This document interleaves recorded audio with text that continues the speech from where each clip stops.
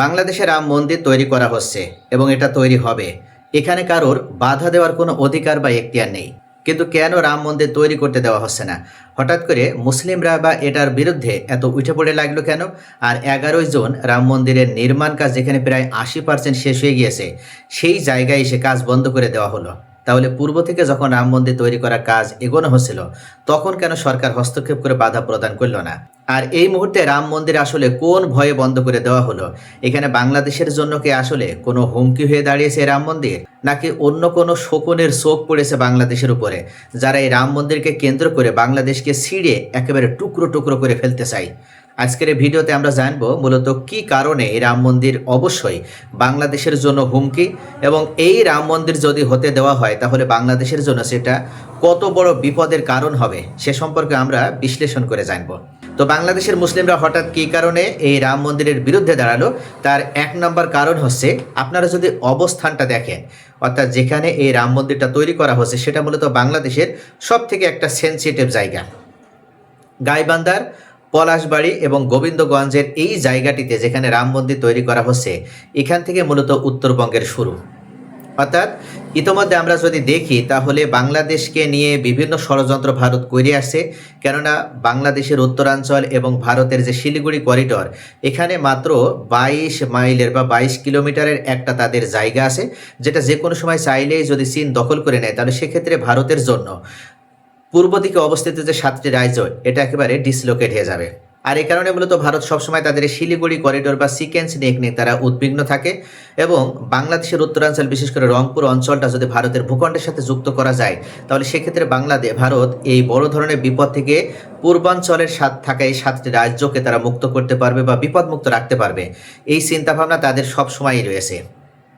আর এখন মূলত পলাশবাড়িতে এই সেন্সিটিভ জায়গায় এই মূর্তি স্থাপনকে কেন্দ্র করে হয়তো ভারত সুদূর প্রসারী কোনো ষড়যন্ত্রের ছক আঁকছে, এটা আঁচ করতে পেরেই এই মুহূর্তে বাংলাদেশের সচেতন মুসলিমরা তারা মূলত বাধা প্রদান করছে।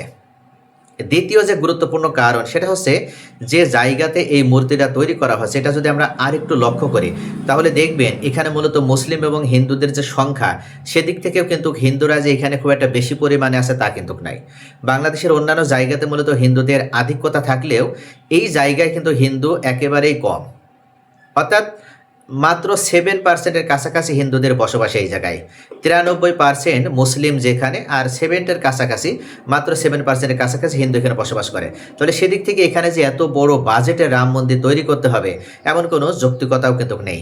আর যার কারণে বিশ্লেষকরা উল্লেখ করছে যেটা সুদূর প্রসারী কোনো শখ বাস্তবায়ন করার জন্য বা কোনো নীল নকশা বাস্তবায়ন করার অন্যতম কৌশল হচ্ছে এই রাম মন্দির তৈরি করা। তৃতীয় যে গুরুত্বপূর্ণ কারণ সেটা হচ্ছে, ভারতে এবং বাংলাদেশে আমরা যদি দেখি তাহলে ভারতের পশ্চিমবঙ্গ এবং বাংলাদেশে কখনো আপনারা দেখবেন না যে রামের পূজা হয়। হিন্দু সম্প্রদায়ের মানুষ তারা শান্তিপূর্ণভাবে বাংলাদেশে সব থেকে বেশি যে দেবদেবীর পূজাগুলো করে তার ভিতরে এক নম্বরে আছে দুর্গা পূজা, দ্বিতীয় পর্যায়ে আছে লক্ষ্মী পূজা, সরস্বতী পূজা, কালী পূজা, এই পূজাগুলো আছে। তাহলে কেন হঠাৎ করে বাংলাদেশে দুর্গা মন্দির তৈরি না করে এই রাম মন্দির তৈরি করা হচ্ছে? ভারতের পশ্চিমবঙ্গ আমরা যদি দেখি তাহলে তাদের প্রধান ধর্মীয় উৎসবই হচ্ছে দুর্গা পূজা। আর যে কারণে পশ্চিমবঙ্গেও এত দৈর্ঘ্য বিশিষ্ট, অর্থাৎ প্রায় 81 ফুট দৈর্ঘ্য বিশিষ্ট বা উচ্চতা বিশিষ্ট এই রাম মন্দির কিন্তু পশ্চিমবঙ্গেও নেই। ভারতের অযোধ্যাতে আছে, সেখানে 161 ফুট উচ্চতার রাম মন্দির আছে। অথচ বাংলাদেশে কেন হঠাৎ করে এত দীর্ঘ বা এত উচ্চতা বিশিষ্ট রাম মন্দির তৈরি করতে হবে? আর এই কারণে মূলত বিশ্লেষকগণ উল্লেখ করেছে যে অবশ্যই এর পেছনে সুদূর প্রসারী কোনো পরিকল্পনা আছে ভারতের, যে পরিকল্পনা বাস্তবায়নের জন্যই তারা অবশেষে এই বাংলাদেশের সব থেকে সেন্সিটিভ জায়গাটিকে তারা বাছাই করে নিয়েছে। তৃতীয় এবং গুরুত্বপূর্ণ যে কারণটি সেটা হচ্ছে, এই মুহূর্তে এই রাম মন্দির তৈরি করার জন্য যেটা বাজেট ঘোষণা করা হয়েছে তার পরিমাণ প্রায় 20 কোটি টাকা। এত টাকা কিভাবে সংগ্রহ করা হচ্ছে? অবশ্যই সরকারের এই বিষয়টি যাচাই করে দেখতে হবে এবং গোয়েন্দা তথ্যের ভিত্তিতে অনুসন্ধান করে দেখতে হবে। রাম মন্দির তৈরির সাথে যারা জড়িত তারা কিভাবে ফান্ডিং পেল, অর্থাৎ 20 কোটি টাকা তাদের ফান্ডিং কোথা থেকে হয়েছে, কে তাদের এই টাকা প্রদান করেছে, এ সম্পর্কে অবশ্যই বিস্তারিতভাবে তথ্য উদ্ঘাটন করতে হবে। কেননা এর পেছনে গভীর কোনো ষড়যন্ত্র লুকায়িত থাকতে পারে। ভারত থেকে হয়তো এই অর্থায়ন করা হতে পারে এবং ভারতের কোনো নীল নকশা বাস্তবায়ন হয়তোবা এই রাম মন্দির নির্মাণের কাজে যারা ব্যস্ত বা যারা দায়িত্বশীল আছে তাদের মাধ্যমে হয়তো করা হচ্ছে। তাই অবশ্যই এই জায়গাটি আমাদের অবশ্যই সচেতন হতে হবে। বাংলাদেশ সরকারের পক্ষ থেকে এটা যাচাই করে দেখতে হবে সত্যিকার অর্থে এখানে সুদূর প্রসারী কোনো পরিকল্পনা কাজ হচ্ছে কিনা, বা আসলে ফান্ডিংয়ের পেছনে কারা জড়িত আছে। চতুর্থ এবং গুরুত্বপূর্ণ যে কারণটি সেটা হচ্ছে, হঠাৎ করে বাংলাদেশের রাম মন্দিরকে ঘিরে এত উত্তেজনা ছড়িয়ে পড়তো না। বাংলাদেশের সাধারণ জনগণ যারা শান্তিপ্রিয়, তারা হিন্দুদের পাশে দাঁড়িয়ে তাদেরকে সবসময় সাপোর্ট প্রদান করে যাচ্ছে, এখনও করছে, ভবিষ্যতেও করবে এবং মিলেমিশে বসবাস করবে। কিন্তু উগ্র কিছু হিন্দু আছে, তারা যেভাবে বক্তব্য প্রদান করছে তাতে করে মনে হচ্ছে যে ভারতের কিছু উগ্রতা ছড়ানো যে সমস্ত কলামিস্ট আছে, লেখক আছে বা রাষ্ট্রের দায়িত্বশীল কর্মকর্তা আছে, তাদের সাথে হুবহু মিলে যায়। যেমন আমি আপনাদের যদি এমন 2 জনের যদি কলাম তুলে ধরে, তাহলে বুঝতে পারবেন যে কিভাবে তারা বাংলাদেশকে কেন্দ্র করে গভীর ষড়যন্ত্র তৈরি করছে এবং তাদের সাথে মিলে যাচ্ছে। এই মুহূর্তে এই বাংলাদেশের দায়িত্বশীল যারা বক্তব্য প্রদান করছে, একদম হুবহু এই 2 পক্ষের বক্তব্য একই হয়ে যাচ্ছে। সবথেকে আলোচিত ভারত কর্নার, তিনি 2025 সালের ডিসেম্বরে একটি নিবন্ধে সরাসরি প্রস্তাব দেন যে ভারতের নিরাপত্তার স্বার্থে বাংলাদেশের রংপুর বিভাগকে ভারতের সঙ্গে যুক্ত করা উচিত। তিনি যুক্তি দেন যে শিলিগুড়ি করিডোর, যেটা সিকেন্স নেক, সেটা যদি সুরক্ষিত করতে হয় তাহলে রংপুরকে অবশ্যই ভারতের নিয়ন্ত্রণে আনা অত্যন্ত গুরুত্বপূর্ণ। এমনকি তিনি রংপুর কিনে নেওয়া অথবা সামরিকভাবে দখল করার কথাও উল্লেখ করেন। এছাড়া আরও একজন আছে হেমন্ত বিশ্বাস শর্মা। হেমন্ত বিশ্ব শর্মা তিনিও বাংলাদেশের উত্তরাঞ্চল ভারতের ভূখণ্ডের সাথে যুক্ত করার পক্ষেই তিনি বারবার তার বক্তব্যতে উল্লেখ করেছেন, এমনকি লেখনীতে তুলে ধরেছেন। আর আবার আমরা এখন যদি দেখি তাহলে হিন্দু মহাজোটের যে কান্তি দাস, তিনি যে বক্তব্যটি গতকাল প্রদান করেছে যে গাইবান্ধাতে যদি কারোর অসুবিধা হয় রাম মন্দিরকে কেন্দ্র করে, তাহলে তারা যেন গাইবান্ধা ছেড়ে অন্য জেলায় চলে যায়। এই কথাগুলো অবশ্যই ধর্মীয় উস্কানিমূলক কথা। তো এ ধরনের কথাবার্তা এখন একই সাথে কিন্তু একই সুরে গাথা মনে হচ্ছে।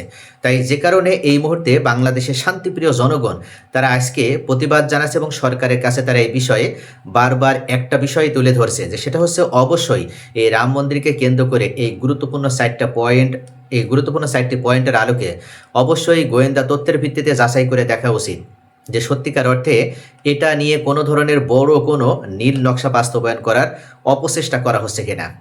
যদি সত্যিকার অর্থে এটা করা হয়ে থাকে তাহলে বাংলাদেশকেও এখনই প্রস্তুতি নিতে হবে এবং এই ষড়যন্ত্র দানা বেঁধে ওঠার আগে যতটুকু হয়েছে সেখানেই এই ষড়যন্ত্রকে একেবারে মাটির সাথে মিশিয়ে দিতে হবে। মনে রাখতে হবে বাংলাদেশের 1 ইঞ্চি মাটিও বাংলাদেশের এই সাহসী জনগণ তারা কখনো কোনো ভারতীয় আধিপত্যবাদ বা চীনের আধিপত্যবাদ বা মায়ানমারের আধিপত্যবাদীদের হাতে তারা তুলে দেবে না। যারা এই দৃষ্টি দেওয়ার চেষ্টা করবে তাদের চোখ উপড়ে ফেলা হবে, এটাই হচ্ছে বাংলাদেশের 20 কোটি জনগণের স্লোগান। তাই এই মুহূর্তে বাংলাদেশ সরকারকেও আমাদের উত্তরবঙ্গ রংপুর বিভাগকে যতটা সম্ভব সুরক্ষিত করতে হবে। প্রয়োজনে সেখানে আরও কিছু সেনাঘাঁটি স্থাপন করে, সীমান্তবর্তী অঞ্চলগুলোতে সেনাঘাঁটি স্থাপন করে বাংলাদেশের এই রংপুরকে এমন একটা শক্তিশালী দুর্গে পরিণত করতে হবে যেখানে ভারত কেন, চীন কেন, গোটা বিশ্বের যে কোনো শক্তি সম্মিলিতভাবে চেষ্টা চালালেও বাংলাদেশের কাছ থেকে যেন 1 ইঞ্চি মাটিও কেউ ছিনিয়ে নিতে না পারে। তো প্রিয় দর্শক, এই গুরুত্বপূর্ণ 4টি কারণেই পলাশবাড়িতে যে রাম মন্দির নির্মিত হচ্ছে তার বিরুদ্ধে মূলত বাংলাদেশের মুসলিমরা তারা আশঙ্কা প্রকাশ করছে, এমনকি তারা ভীত সন্ত্রস্ত এবং তারা এই 4টি কারণ যদি সমাধান হয়ে যায় তাহলে রাম মন্দির 81 ফুট উচ্চতা বিশিষ্ট কেন, 181 ফুট উচ্চতা বিশিষ্ট হলেও কোনো অসুবিধা নেই। তবে অবশ্যই যাচাই করে দেখতে হবে যে সত্যিকার অর্থে এই রাম মন্দিরকে নিয়ে বড় ধরনের কোনো ষড়যন্ত্রের ছক আঁকা হচ্ছে কিনা।